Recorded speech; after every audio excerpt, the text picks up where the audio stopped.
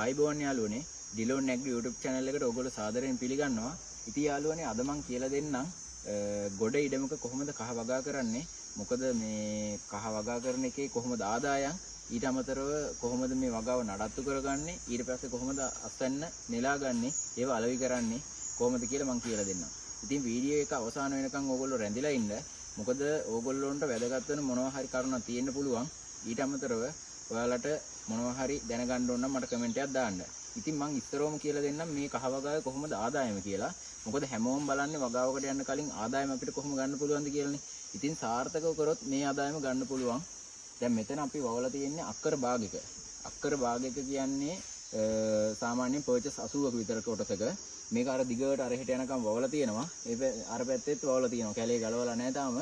ඉතින් මේකේ කහ වගාවෙන් සාමාන්‍යයෙන් අක්කරයකට කහ කිලෝ 450ත් 500ත් අතර ප්‍රමාණයක් යනවා. ඉතින් සාමාන්‍යයෙන් කහ කිලෝ එකකින් අස්වැන්න අපිට ගන්න පුළුවන් කිලෝ 30ක්.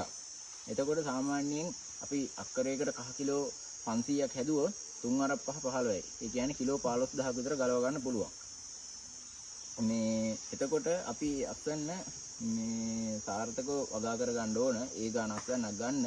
ඉතින් දැන් මම මෙතන හදලා තියෙන්නේ අක්කර භාගයක. අක්කර භාගයකට අපි කිලෝ 200ක් ගිහිල්ලා තියෙනවා මෙතන. ඒ කියන්නේ කහ කිලෝ 200ක් කියන්නේ අපිට මෙතනින් කහ කිලෝ 6000ක් විතර තමයි ගලව ගන්න පුළුවන් ඉන්නේ. මොකද කිලෝ එකකට 30ක් කරනවා නම් දෙවරක් 3 6යි. ඒ කියන්නේ 6000ක් විතර ගලව ගන්න පුළුවන්. එතකොට සාමාන්‍යයෙන් කහ කිලෝ එකක් අද වෙළඳපොලේ වටිනාකම රුපියල් 200යි. නමුත් අපි මේ කහ වෙළඳපොලට අලෙවි කරන්නේ නැහැ. බීජ වලට ගන්නවා ඇරෙන්න අපි කහ වේල ගන්නවා. සාමාන්‍යයෙන් කහ වේල ගන්න ගියපුවාම අපිට කිලෝ 6කට එකක් වේලනවා. ඒ කියන්නේ මව් වලයි මේ අලයි ඔක්කොම එකට දාලා වේල. ඒ කියන්නේ වේලගෙන ඔක්කොම අස්සෙන් එකට කිරනකොට කිලෝ 6කට එකක් වේලනවා. ඒ කියන්නේ කිලෝ 1000ක් විතර වේල ගන්න පුළුවන්. එතකොට කිලෝ 1000ක් කියන්නේ අද වෙළඳපොලේ අද 2025 සැප්තැම්බර් මාසේ ඉතින් අද වෙළඳපොලේ මිල 2000යි රුපියල්. ඒ කියන්නේ වේලිච්ච කිලෝ එකක් 2000යි. 2000කට විකුණ ගන්නවා කියන්නේ කිලෝ 1000ක් 2000කට විකුණ ගත්තොත් අපිට පුළුවන් ලක්ෂ 20ක පමණ ආදායමක් ගන්න.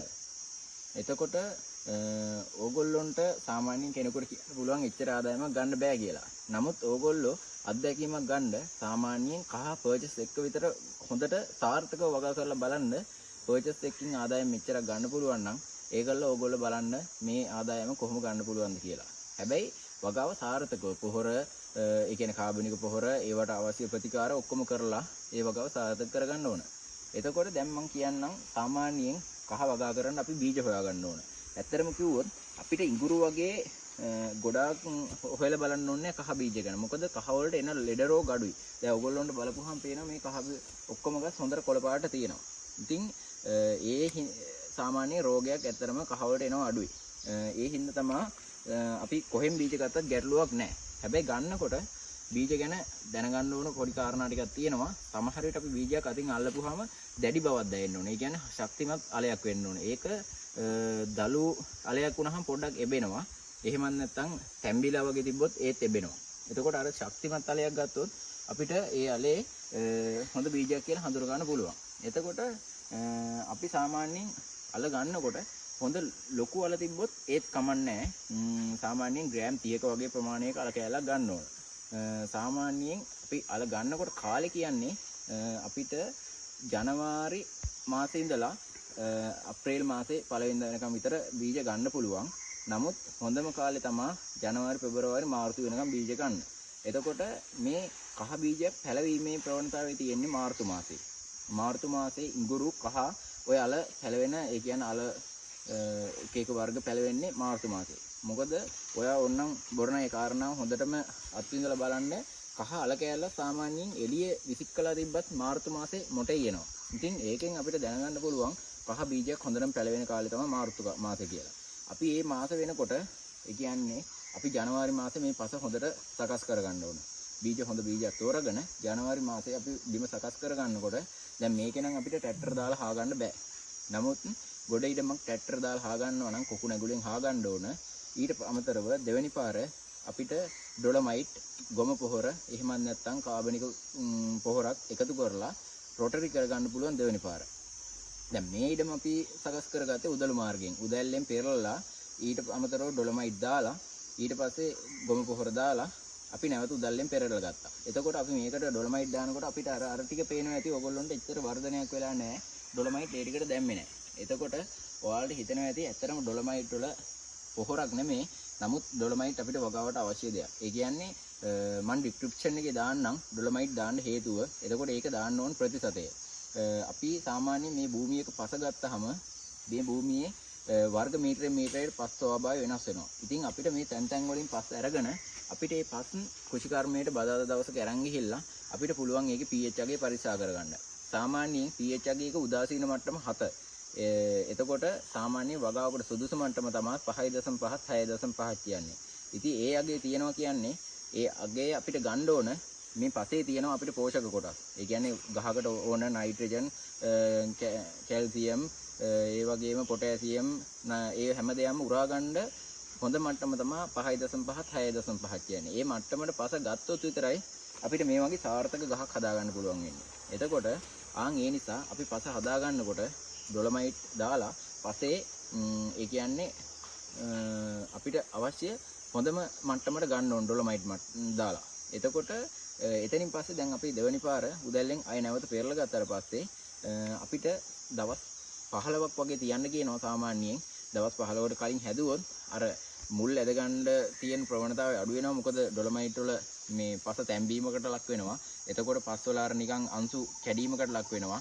සාමාන්‍ය ඇතුළට ඔක්සිජන් යන්න ඒ පස් අංශු වෙන් වෙනවා. ඒ නිසා ඒ දවස් 15 ඇරලා අපිට මේකේ වගාව හිටව ගන්න පුළුවන්. ඒ කියන්නේ බීජ තැම්පත් කරන්න පුළුවන්. ඒකට හොඳම කාලේ තමයි පෙබරවාරි මාසේ.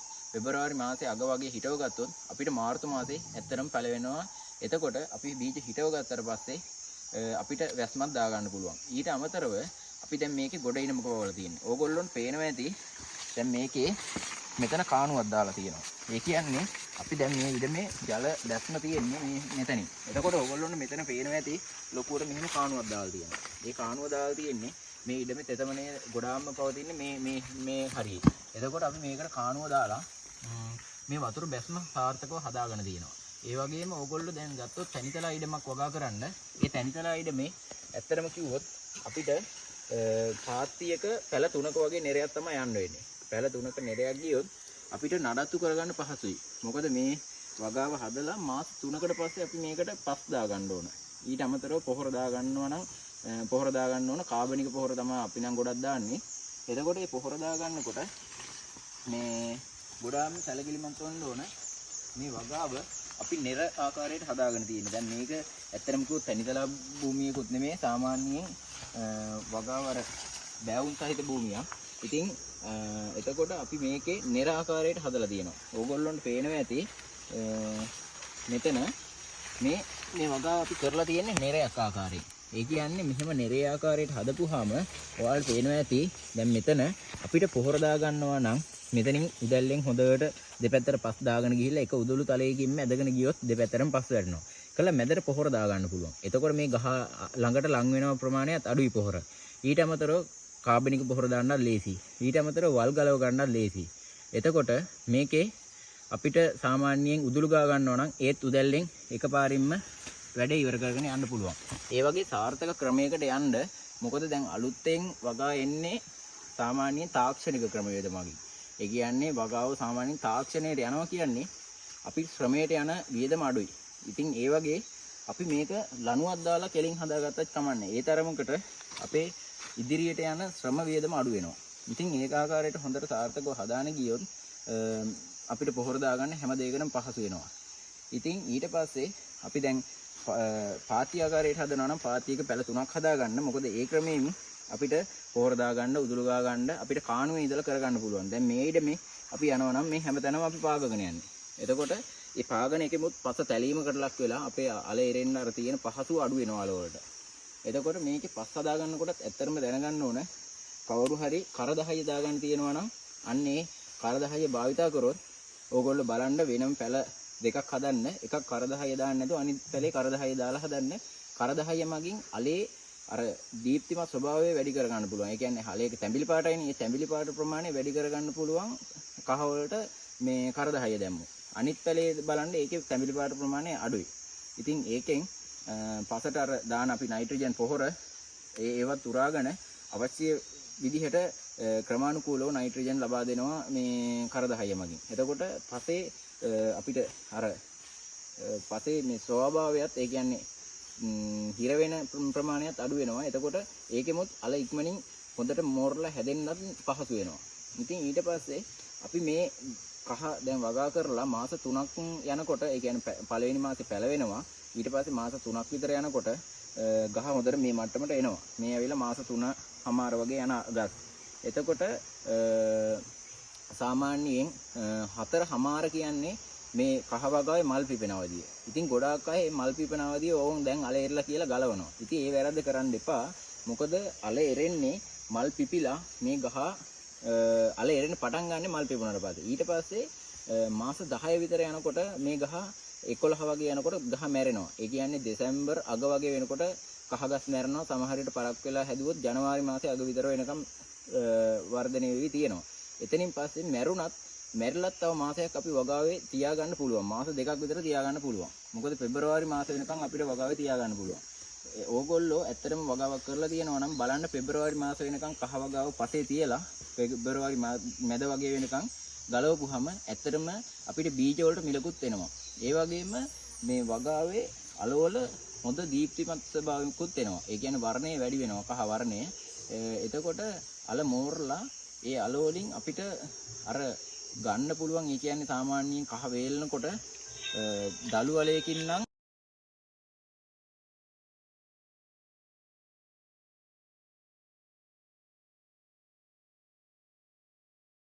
යාළුවනේ. ඉතින් මේ තියෙන්නේ අපෙන් කස්ටමර් කෙනෙක් ඕඩර් කරපු නයිමිරිස් පැල 300ක ඕඩර් එක. ඉතින් නයිමිරිස් වගාවක් ආරම්භ කරන්න අවශ්‍ය නම් ඕගොල්ලොන්ට ඇත්තටම කිව්වොත් වගා මාධ්‍ය හොයාගන්න අපහසුයි නම් අපිට මාසයකට කලින් දැනුවත් කරන්න. අපි දෙන්නම් ඕගොල්ලොන්ට නයිමිරිස් වගා බඳුන් සහ පැල. ඊට අමතරව මේ නයිමිරිස් වගාවට අවශ්‍ය උපකරණ සියල්ලම අපි ගාව ලබා ගන්න පුළුවන්. දැන් සාමාන්‍ය නයිමිරිස් වගාව පටන් ගන්නවා නම් ඕගොල්ලොන්ට පොහොර මාධ්‍ය කොහොමද භාවිතා කරන්නේ? දැන් මෙතන තියෙනවා ඩීමෝ කම්පැනියමයි යාරා කියන කම්පැනියමයි. ඒ දෙකෙන්ම අපි කොහොමද පොහොර භාවිතා කරන්න කියලා මම ඕගොල්ලොන්ට ඉදිරි වීඩියෝ වලදී ගෙනල්ලා දෙන්නම්. ඊට අමතරව නයිමිරිස් වගාවට අවශ්‍ය නයිමිරිස් පැල මාළු මිරිස් පැල දැන් අපේ ලබා ගන්න පුළුවන්. ඉතින් මගේ WhatsApp නම්බරයෙන් මැසේජ් එකක් දාන්න. එහෙම නැත්නම් ඕගොල්ලොන්ට TikTok එකට මැසේජ් එකක් දාන්න පුළුවන්. ඉතින් මේ වගේ හොඳ පැල අපෙන් දැන් ඉදිරියට ලබා ගන්න පුළුවන්.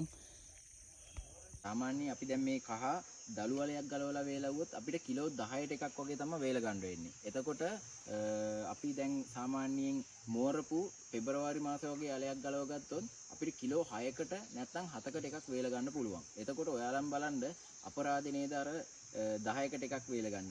ඉතින් ඒ හින්දා ඔයාලා අස්සන්න ඒ කාලය ඔයාලගේ පසේ තියාගෙන හොඳට මෝරපු අලයක් ගලවලා වේල ගන්න. එතකොට දැන් කහ සාමාන්‍යයෙන් අපිට වෙළඳපොලේ ගන්නත් පුළුවන් වේල ගන්න. ඉතින් වෙළඳපොලෙන් අරගෙන අපිට වේල ගන්නත් පුළුවන්. ඒ වගේම තමන්ගේ දෙයකින් වේල ගන්නත් පුළුවන්. ඇත්තටම වගාවේ සාර්ථක ලාභයක් ගන්න නම් අපේ තියෙන කහලම අපි වේලගෙන විකුණ ගත්තොත් අපිට වැඩි මිලක් ගන්න පුළුවන්. මොකද දින 8ක වගේ කාලයක් තමයි අපිට කහ ටික වේල ගන්න යන්නේ. කහ දැන් වේල ගන්න කියන්නේ අපි දැන් මෝරපු කහ පෙබරවාරි මාසේ නැත්නම් ජනවාරි මාසේ අපි ගලව ගත්තොත් අපි සාමාන්‍යයෙන් දැන් මේ අක්කරයකට හදලා තියෙන කිලෝ 300 යන්නේ 300න් කිලෝ 200න් අපි කිලෝ 30ක් 1 කිලෝ එකකින් ගලව ගත්තොත් 3 වරක් 2 6යි 6000ක වගේ ප්‍රමාණයක් ගලව ගන්න පුළුවන්. එතකොට සාමාන්‍යයෙන් කිලෝ 6ට එකක් ඇත්තටම මන්නම් වේලලා තියෙනවා කහ. මොකද මං හුමාලෙන් වේලන්නේ. එතකොට මව් වලත් හුමාලෙන් වේලන්නේ. අනික ඉක්මනින් වේලන එකත් පහසුයි. එතකොට කිලෝ 6කට එකක් වේලනවා කියන්නේ සාමාන්‍යයෙන් කිලෝ එකක් අද මං කිව්වේ 2000යි මිල. එතකොට ඕගොල්ලෝ බලන්න කිලෝ 1000ක් වේලලා තියෙන අක්කර භාගයක ප්‍රමාණය. ඉතින් ඕගොල්ලොන්ට හිතෙනවා ඇති අපි අපරාධේ මේ කහ බීජ නිකන් බීජ විදිහටම වෙළඳ පොළට දෙන්නේ කියලා. ඒ කියන්නේ අමු වල විදිහටම අපරාධ වෙළඳ පොළට දෙන්නේ. මොකද අමු වල විදිහට කිලෝ 6000 දුන්නොත් අපිට ගන්න පුළුවන් අඩු මුදලා. එතකොට අපි කිලෝ 1000ක් වේලලා කිලෝ 1000 දුන්නොත් අපි දවස් 8ක වගේ කාලයක් කැප කරන්නේ. මොකද දවසකට අපිට හම් වෙන පඩියත් එක්ක බැලුවොත් අර දවස් 8 කැප කරාට අවුලක් නැහැ. මොකද ඒක වෙනුවෙන් ගොඩාක් රැඳිලා ඉන්න ඕනේ නැහැ. වේලලා තම්බලා පළවෙනි දවස තව දවස් 7ක් 8ක් වේලනකොට හොඳට වේලනවා. කළු ඉටිරෙක් දෙක වගේ දාගත්තොත් නැත්තම් පැදුරු වල වගේ දාගෙන වේල ගන්න පුළුවන්. ඉතින් වේලන එකේ වාසිය තමයි අපි කිලෝ 1000ක් ඇතරම් වේලන වලට දුන්නොත් 1000 රුපියල් 2000කින් වැඩි කරොත් අපිට ලක්ෂ 20ක විතර ආදායමක් ගන්න පුළුවන්. ඒ කියන්නේ අක්කර භාගකින් මිලියන 2ක විතර ආදායමක් ගන්න පුළුවන්. එතකොට ඇත්තටම කිව්වොත් දැන් කවුරු හරි කියන්න පුළුවන් හෙච්චර ආදායමක් ගන්න බෑ කියලා. නමුත් ඔය කියන කෙනෙක් සාමාන්‍යයෙන් පර්චේස් එක හොඳ සාර්ථකව වගාව කරගෙන යන්නකෝ. එතකොට ඕගොල්ලොන්ටම තේරෙයි මේ වගාවෙන් කොයි වගේ ආදායමක් ගන්න පුළුවන්ද කියලා. එතකොට සාමාන්‍යයෙන් දැන් මේ වෙලාවේ ඕගොල්ලෝ දන්නවා ඇති ලංකාවේ ඉන්දියාවෙන් කහ ගෙන්නන්නේ නැහැ වේලපු කහ. මොකද මේ අර ආර්ථික මට්ටමක් නැති හින්දා රජයට කොරෝනා කාලේ අපි කහ ගෙන්නන එක නවත්තව කොරෝනා වලින් පස්සේ ලංකාවට ගෙන්නන එක. එතකොට දැන් ලංකාවේ ඔක්කොම මේ කහ වගා කරන්න පෙළඹිලා දිනවා. නමුත් ඇත්තටම කිව්වොත් කඩේකට ගියපුවාම කහ කුඩු ගන්න ගියපුවාම ගුරු පාටයි. එහෙමත් නැත්නම් අව පාටයි කියලා කියනවා. ඒකට හේතුව තමයි අපි වේල ගන්න විදිහ. අපි තඹ ගන්න විදිහ. ඉතින් මන්නම් කියන්නේ කවුරු හරි කමන්නේ පොඩිවට කරත් හොඳ ක්‍රමයකට ඒක කරගන්න. මොකද මම දැකලා තියෙනවා සමහරු කහ පාරේ දාලා වේලනවා. සමහරු කහ වේලෙන්න දාලා තියෙන එකකින් ඇවිදගෙනත් යනවා. ඉතින් ඒ වගේ ඇවිදගෙන ගියාට කමන්නේ තමන්ගේ පිරිසුදුව ඒකේ ඇවිදගෙන ගියාට කමන්නේ. නමුත් අපි ඒකට ගුණාත්මක භාවයක් දෙන්න ඕන. එතකොට ගුණාත්මක භාවය මත අපේ ඉදිරියට මේ වගාවේ සාර්ථකත්වයක් තියෙනවා. එතකොට කහ තඹ ගන්නකොටත් මම අර කිව්වා වගේ බැරල් එක හුමාලෙන් තඹ ගත්තාම කහ අලේ වර්ණයත් සාර්ථකව තියෙනවා.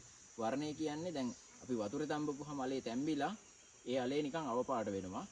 ඊට අමතරව වේල ගන්නත් වැඩි කාලයක් යනවා. ඒ වැඩි කාලේ යන අතර ඒකේ ගුණාත්මක භාවයක් නැති වෙනවා. දැන් අර හුමාලෙන් තඹපුවාම වර්ණයේ අවුලක් යන්නේත් නැහැ. අපිට අඩු කාලෙකින් වේල ගන්නත් පුළුවන්. ඉතින් ඒ වගේ කාරණා ගොඩාක් තියෙනවා. සාමාන්‍යයෙන් මම කියලා දෙන්නේ ඕගොල්ලොන්ට මම කරපු අත්දැකීමකින්. ඉතින් ඒ වගේ ඕගොල්ලොන්ගෙත් මොනවා හරි අත්දැකීම් ඇති. ඒවත් ඉතින් කමෙන්ට් එකක් දාන්න. එතකොට මේ වේල ගන්න කහ අපිට සාමාන්‍යයෙන් උරේකට දාලා පොළවේ ගහලා ඒ කියන්නේ වතුර පොඩ්ඩක් දාලා වේලිච්ච ඒවා පොළවේ ගහලා අපිට වෙළඳ පොළට හොඳ මිලකට අලෙවි කරන්න පුළුවන්. එතකොට ඒක ගන්න පාරිභෝගිකයා වුණත් සතුටු වෙනවා. මොකද මේ කහාල වල වර්ණයත් හොඳයි. මේ වගේ ගුණාත්මක භාවයත් හොඳයි කියලා. එතකොට සාමාන්‍ය අපි කහාලයක් වේල්ලාද කියලා දැනගන්නේ දැන් මේ වගේ අල කෑල්ලක් ගත්තොත් ඇඟිල්ලක් වගේ දිග කෑල්ලක් ගත්තොත් අපි මෙහෙම කඩන්න ගියාට කඩන්න බෑ. ඒ තරමකට හයියට වේලෙන්න ඕන. අන්න ඒක තමයි ගුණාත්මක වේලිච්ච ගහ අලයක් කියන්නේ. ඉතින් ඒ වගේ කහ එහෙම අලෙවි කරන්නත් පුළුවන්. එතකොට දැන් පෙබරවාරි මාසේ ගලවන බීජ ඇත්තටම මේ වෙලාවට හොඳ වෙළඳපොළ මිලක් තියෙනවා. මොකද බීජ වලට ලබා ගන්න කට්ටිය ඇත්තටම ලහිලහියේ ඉන්නේ. එතකොට හොඳ බීජයක් තියෙනවා කියන්නේ ඔයාලට දැන් 200 වුණාට අමු මිල. නමුත් ඔයාලට 250ක විතර මිලකට එන්න පුළුවන් මේ වෙලාව විදිහට. මොකද බීජ අඩු වෙන්න මාර්තු මාසේ බීජ වලට හොඳ මිලක් එනවා. ඉතින් මාර්තු මාසෙම ඔයගොල්ලෝ ගලවන්න එපා. පෙබරවාරි මාසේ ගලවලා මාර්තු මාසේ තවත් ජොයියකට සාර්ථක වෙන්න මාර්තු මාසෙම ලබා දෙන්න. මාර්තු මාසේ වෙන්න කලින්. ඉතින් මේ වීඩියෝ එක වැදගත් වෙයි නම් ඔයාලා වීඩියෝ එක බලලා මේ තව කෙනෙකුට මේ වගාව කරගෙන යන්න උපදෙසක් දෙන්න ඕන නම් ඒකත් ෂෙයා කරන්න. ඉතින් මං වගාව ගැන තව ඉදිරියට නයි මිරිස් වගාව, ගස් ලැබු වගාව ගැන වීඩියෝ දානවා. එතකොට ඕගොල්ලෝ මාව subscribe කරලා ඉදිරියට මගේ එන වීඩියෝ බලන්න. ඒ වගේම මොනවා හරි ගැටලුවක් තියෙනවා නම් මේ වගාව ගැන මට කමෙන්ට් එකක් දාන්න. ඉතින් මට මොනවා හරි ගැටලුවක් තියෙනවා නම් ඒ කමෙන්ට් එක දාන්න මම ඒ වෙලාවෙම රිප්ලයි කරන්නම්. මොකද ඔයාලට මොනවා හරි තව විස්තරයක් කාට හරි කියන්න තියෙනවා නම් ඒකත් කමෙන්ට් එකක් දාන්න. මොකද තව කෙනෙක් මේ වගාව ගැන උපදෙසක් ගන්නව හින්දා. ඉතින් ඕගොල්ලෝ මේ වීඩියෝ එක බැලුවට ස්තුතියි. නැවත හමු වෙමු.